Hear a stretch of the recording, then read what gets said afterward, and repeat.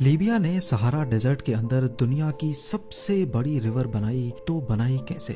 جہاں پانی کی ایک بوند بھی نہیں ملتی تھی وہاں لاکھوں کیوبک میٹر تازہ پانی کیسے لایا گیا؟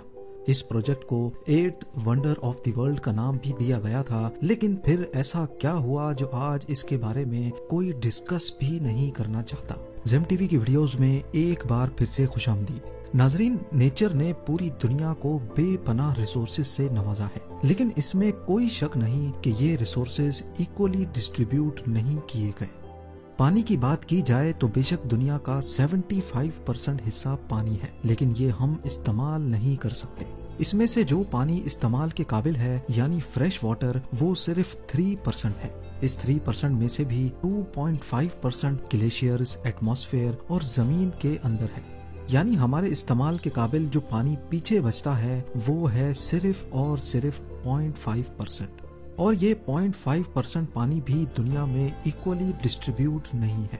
کچھ کنٹریز تو ایسی ہیں جن کے پاس پینے تک کے لیے پانی نہیں بچتا۔ اب اس مسئلے کے بہت سارے سولیوشنز ہیں۔ کہیں پر سمندر کے پانی میں سے سالٹس نکال کر اس کو پینے کے قابل بنایا جاتا ہے، کہیں کلاؤڈ سیڈنگ یعنی آرٹیفیشل بارش کر کے پانی جمع کیا جاتا ہے، اور ساؤتھ افریقہ کے حالات تو اتنے خراب ہو گئے تھے کہ انہوں نے آل دا وے انٹارکٹیکا سے آئس برگ ٹو کر کے کیپ ٹاؤن تک لانے کا پلان بھی بنایا تھا۔ آج ہم ایک ایسے سولیوشن کے بارے میں بات کریں گے جس پر یقین لانا بہت ہی مشکل ہے۔ قریب 50 سال پہلے معمر گدافی نے لیبیا جیسی خشک کنٹری میں دنیا کی سب سے بڑی مین میڈ ریور بنانے کا نہ صرف اعلان کیا بلکہ یہ حقیقت میں پورا کر کے بھی دکھایا۔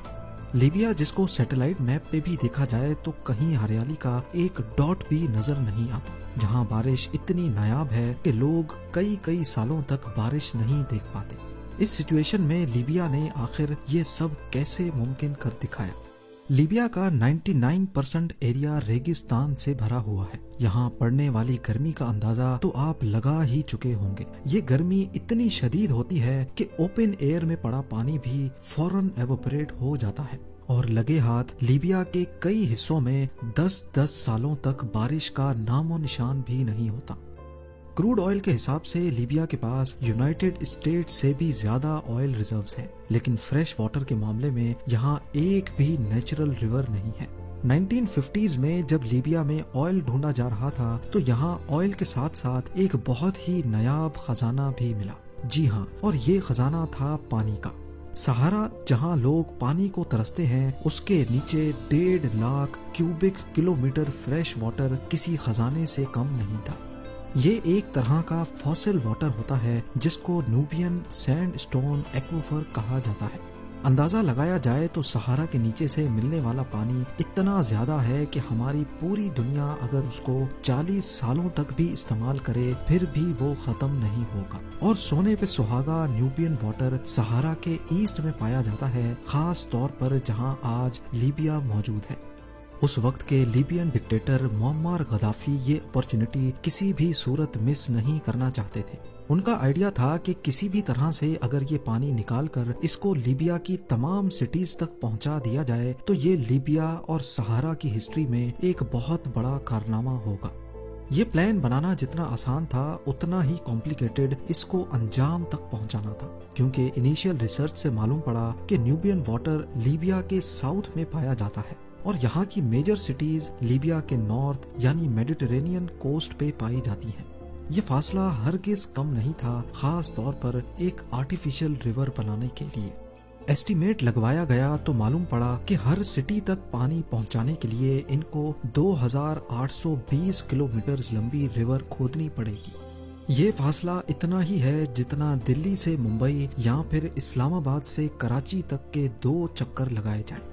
معمر گدافی کو جب یہ ایسٹیمیٹس بتائے گئے تو انہوں نے ہمت نہیں ہاری، پر ایک اور مسئلہ آ کھڑا ہوا۔ سہارا کی کڑکتی گرمی میں جہاں پانی فوراً ایوپریٹ ہو جاتا ہے، وہاں اتنی لمبی اوپن ایئر ریور کا مطلب تھا کہ شہروں تک پہنچنے سے پہلے ہی آدھے سے زیادہ پانی بھاپ بن کر اڑ جائے گا۔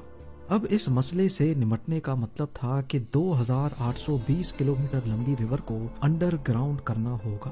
اس کام کے لیے بڑے بڑے پائپس کی ضرورت تھی۔ ایک ایک پائپ 13 فٹ موٹا، اس کا وزن 80 ٹن، اور ایسے 5 لاکھ پائپس بنائے جائیں گے، تب جا کر 2820 کلومیٹر لمبی ریور بن پائے گی۔ اتنے زیادہ پائپس بنانے کے لیے لیبیا میں ہی کئی فیکٹریز بنائی گئیں جن میں یہ خاص پائپ تیار کیے جانے لگے۔ یہ کنکریٹ اور اسٹیل سے بنے پائپ تھے۔ ایک ایک پائپ میں 8 کلومیٹر اسٹیل وائرز استعمال کی گئی تھی، یعنی اگر سارے پائپس میں یوز ہونے والی اسٹیل وائرز کو سیدھا بچھا دیا جائے تو وہ ارتھ کے گرد 100 مرتبہ چکر لگا سکتی ہیں۔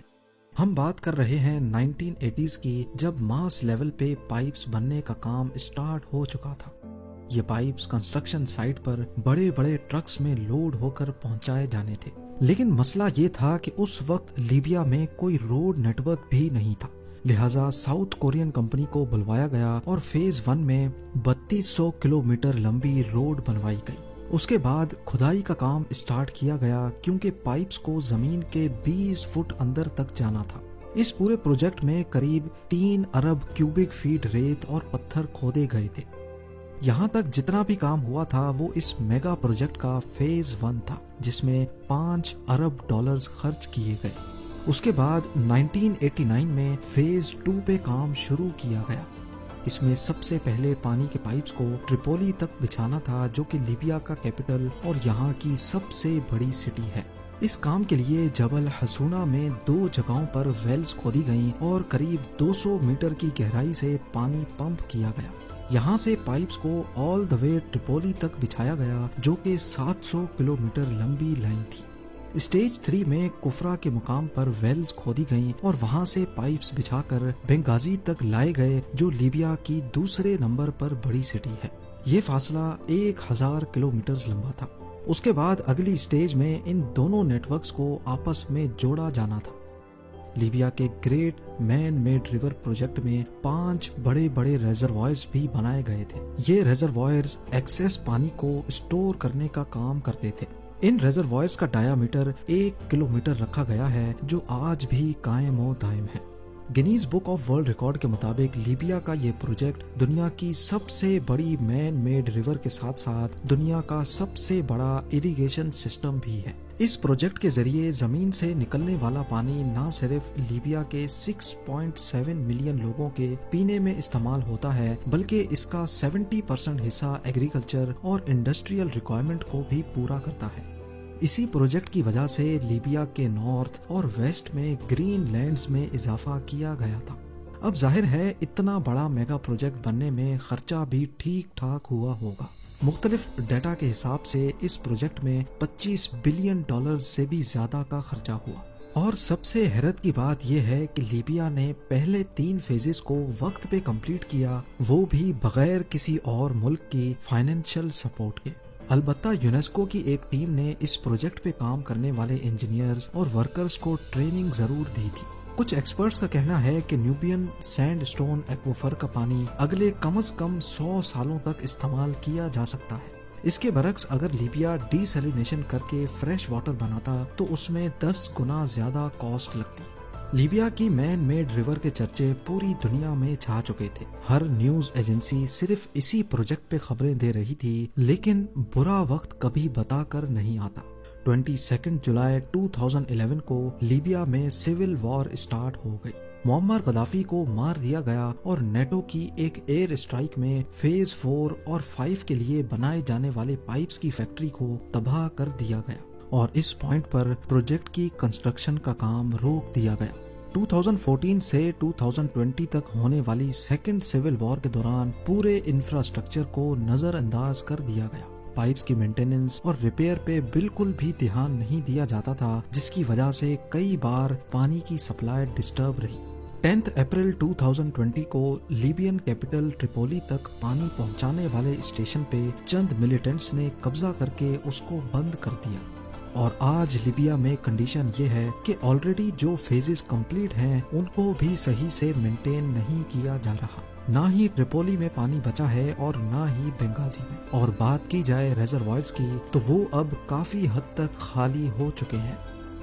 جہاں ایک دور میں پانی خوشحالی لے کر آیا تھا، وہی لیبیا آج ایک بار پھر سے بدترین واٹر شارٹیج کا سامنا کرنے پر مجبور ہے۔ उम्मीद है जेम टीवी की ये वीडियो भी आप लोग भरपूर लाइक और शेयर करेंगे। आप लोगों के प्यार भरे कमेंट्स का बेहद शुक्रिया। मिलते हैं अगली शानदार वीडियो में।